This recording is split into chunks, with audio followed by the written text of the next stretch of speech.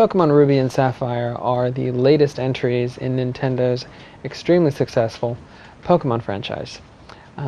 These two new versions are coming out on the Game Boy Advance. They're actually the first installments of the series on the Game Boy Advance, and were released early this year in Japan, but fans of the series won't have much longer to wait, as both games will be hitting the US later this month. If you've been living in some form of cave or been cut off from gaming for the past couple years, the Pokemon games revolve around the collection and training of creatures called Pokemon. The big draw to the Pokemon games has always been the two different versions. In this case, it's now Ruby and Sapphire.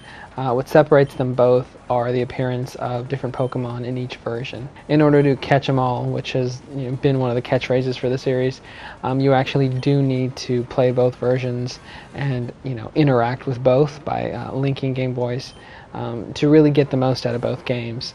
And not only is this like a very savvy marketing move on the point of the developer, it's also kind of a cool way to sort of promote kids playing together and sort of sharing. The core gameplay in Pokemon has always been very similar to really an RPG, because you're going around exploring different towns, collecting Pokemon, interacting with different characters, fighting against other Pokemon trainers, and earning little badges that enhance your abilities to enhance your abilities and the abilities of your Pokemon. But obviously one of the big changes, as happens in most of the Pokemon games, is more Pokemon.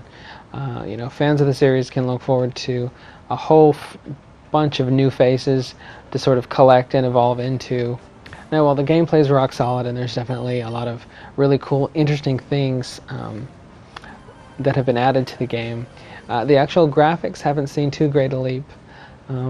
The game has obviously been visually upgraded from the Game Boy Color version, because there's a little bit more detail and quite a few new little special effects that are pop up, and obviously the animation in battles is much smoother and the battles are a little bit more dynamic. But it hasn't gotten a very dramatic makeover, which is probably the only really ding against the game. The Pokemon and the characters and everything are just, they're a little better, but not like dramatically so. And in the face of many Game Boy Advance games that are coming out that feature just really superb detail, that's kind of disappointing. But still, the game is definitely very, very fun. We've kind of been playing both, and it really does still possess the same sort of magic or addictive quality that the earlier ones did.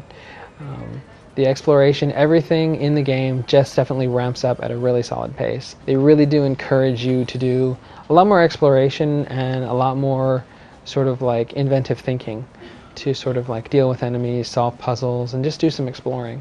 So, I mean, we're pretty pleased. Obviously, we'd hope that the graphics maybe would have been brought up to par with some of the higher-end entries on the GBA, but what you get is solid enough, and really the game is just all about the gameplay, and that's there and that's solid.